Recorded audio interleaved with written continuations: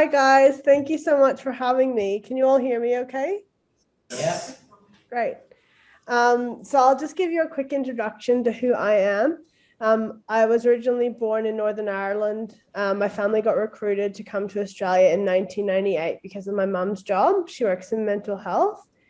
I moved to Melbourne in about 8 years ago, and I did that to complete my bachelor's in business management. And since that, I've done a youth work diploma, and I'm currently one subject away from finishing my master's in international development.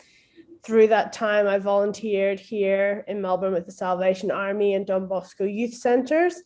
And I have since joined the Rotary E-Club of Outback Australia. It just really is so easy for me to zoom in with them.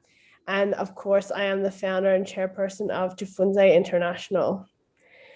So it all started when I finished my youth work diploma. I went to Kenya in 2017 with an organization called IVHQ. And I wouldn't necessarily suggest going on a volunteer trip to anyone because I learned a lot about how they can damage communities, but it also gave me enough knowledge to understand where I could fit into the picture and make positive change.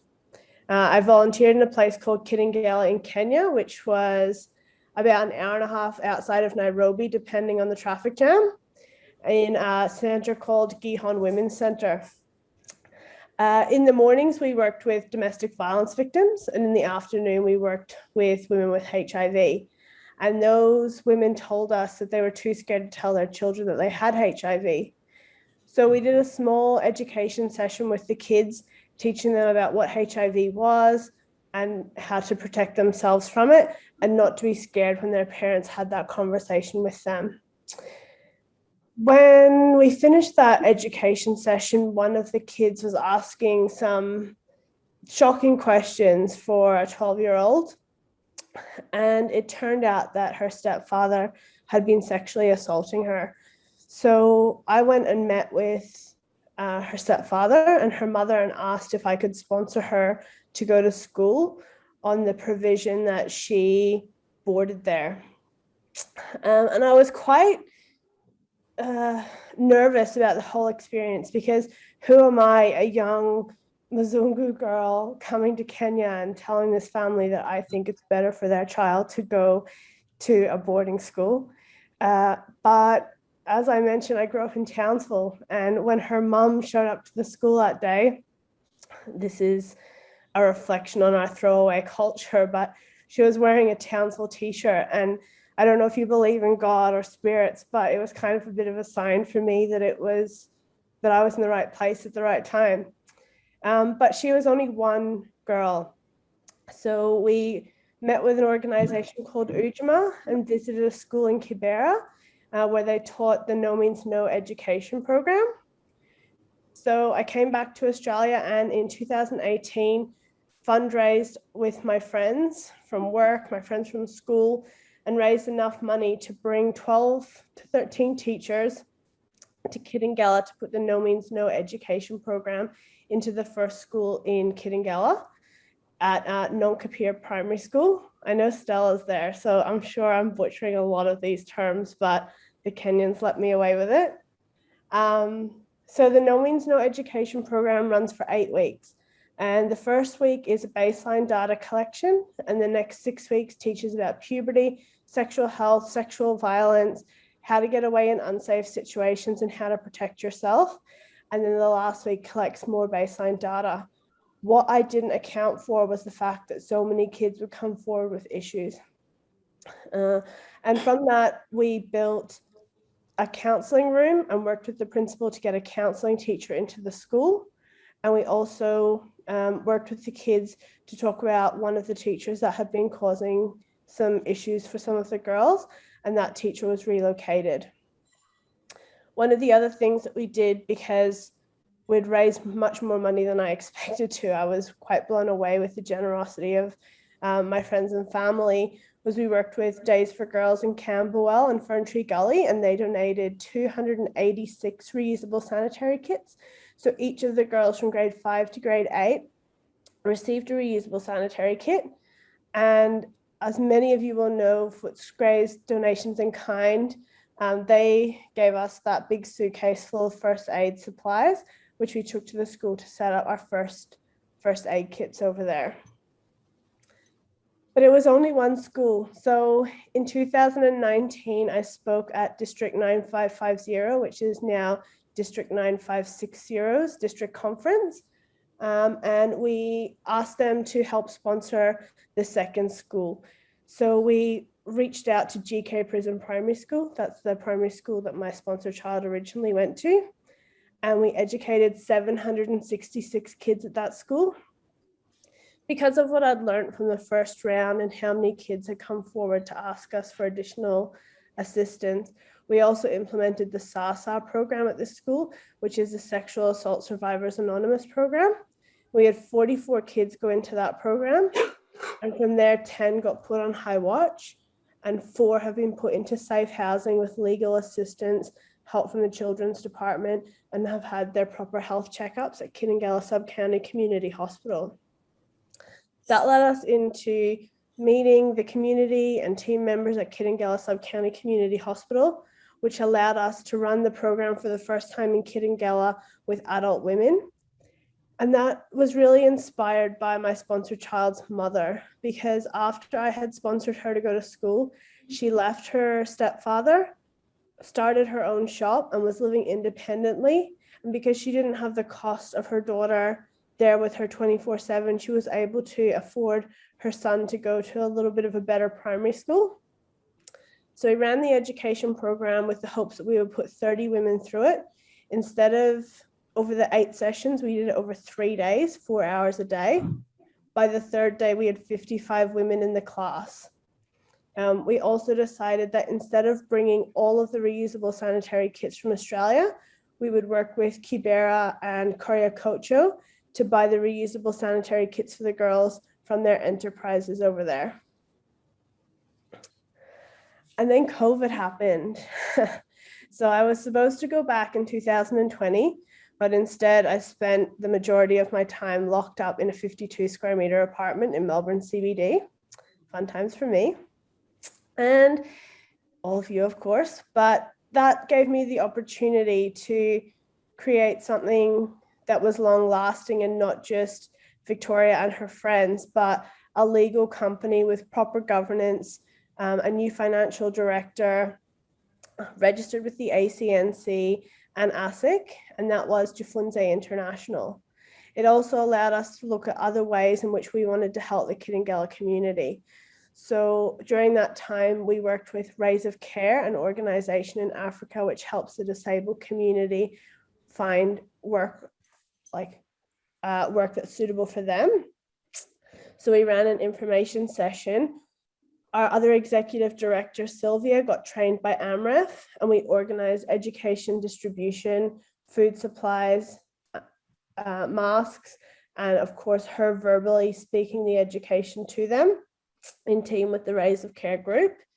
We also worked with the hospital and community members who had helped us in the past to recruit vulnerable women for the programming by giving them reusable face masks, disposable face masks, face shields, 300 liters of soap, educational posters, and thermoguns, just to name a few. Another issue that we realized was that the food supply had been cut off because a lot of it was coming in through the main road from Tanzania. So we worked with one of the schools called Udamishi Primary School. They gave us a piece of land, and we are building our first community garden to help all the food with, to help all the kids with their school lunches. And we ran smaller programs run by and in conjunction with the Rotary clubs of Kitengela. So we ran a Mwenzi Nadada program, which is just like every full moon, so do our sisters get their periods. And we ran this for 72 girls who normally lived in boarding school because they were in the more vulnerable communities and didn't have the opportunity to go home. So they'd remained at the boarding school over the COVID period, and ran a needs assessment day with the women in the community who we had previously given the education to get more information about what they'd learned and how their lives had changed. So for 2021, we're hoping to work with the No Means No and SASA programming and extend that into the Anthony River, Udamishi, Unique and Christine primary schools, classes 5 to 8. And of course, continue on with the education that we've already implemented into GK Prison and non-Kapir primary for class 5s. We want to work with Ujima and the disabled community that we've already built a rapport with to help them create a pilot group for the No Means No program in the disabled community. Work with the Rotary group on the monitoring and evaluation of the Mwenzi Nadada programming, and work with the Days for Girls to distribute 1,000 kits to mothers and daughters in the Kitengela community. The reason that I wanted to do the distribution with the mothers and daughters was what we found whenever we went back to do the monitoring and evaluation was that a lot of daughters had passed the kits to their mothers and the mothers had passed the kits to their daughters. So by giving the whole family the education, not only will the elimination of sharing the kits, the movement of kits be eliminated, but also the mothers and daughters will together understand the need to make sure that they're clean, sanitized, hung in the sun and not shared. We've also been given a second piece of land at Kitengela Sub-County Community Hospital. And that piece of land will be for the women in the community who have done the No Means No education program. They will be able to plant crops and use that to sell at market to get themselves out of domestic violence situations, and hopefully to be able to provide food to people who have spent a long time at the hospital who might not have been able to make enough money to get them through that day. And to work with the hospital to provide the distribution of first aid kits to all of the schools that we're in partnership with. This is obviously a big undertaking and it's expensive, and I've been working throughout this whole year on trivia nights. We ran one in Townsville and Darwin. So we are on our way and we're managing in a way that's quite positive at the moment. We just had the Retired Nurses Association give some money and get on board, a number of Rotary clubs. We run our own independent fundraising, both online and in person. And over the tax time, we ran Choose Where Your Donation Goes. So we allowed people to choose which project they wanted to sponsor and how much they wanted to give towards that. If this is something that you guys are interested in, not only would we welcome donations, but I would love to see you come. We're running an art show. We visited the Kensington Flemington Rotary Art Show and had a stall there. And our logo designer, she had come along. You'll see our logo in the top left-hand corner. A lot of thought went into that logo and she did a really great job on it. She came along to the Kensington Flemington show and said that she would love to run an art show for us. So she'll be getting together some of her friends. Just to give a little bit of background on that logo, our executive director was wearing a pair of earrings that really showed the colorful and brightness of how African women are with their dress. And there was a photo of my sponsor child and her mother when I took them to the elephant sanctuary. So she took the colors from her outfit and put them into the logo, with a pot symbolizing the woman working her way towards creating enough food and stability for her own family. So I really love what she did with that, and I'm sure she'll do a great job putting on the art show if you guys are around for that. But I will stop talking to you and I will let you ask any questions if you have any. Thank you so much. Yes, thank you for that, Victoria. I noticed that the names of all of the villages and schools and people, etc., were all African except for two of the schools which were called Unique and Christine. And I was just wondering how those schools were named. So Unique is run by a woman called Eunice, and she named it after herself. And Christine is run by a woman called Christine, who named it after herself. Udamishi is I'm really nervous because I might say this wrong and Stella might correct me, but I'm pretty sure Urimishi means service. Is that right? Yeah. And Anthi River is a name of an area, so it's just outside Kitengela if you go down the street and turn right.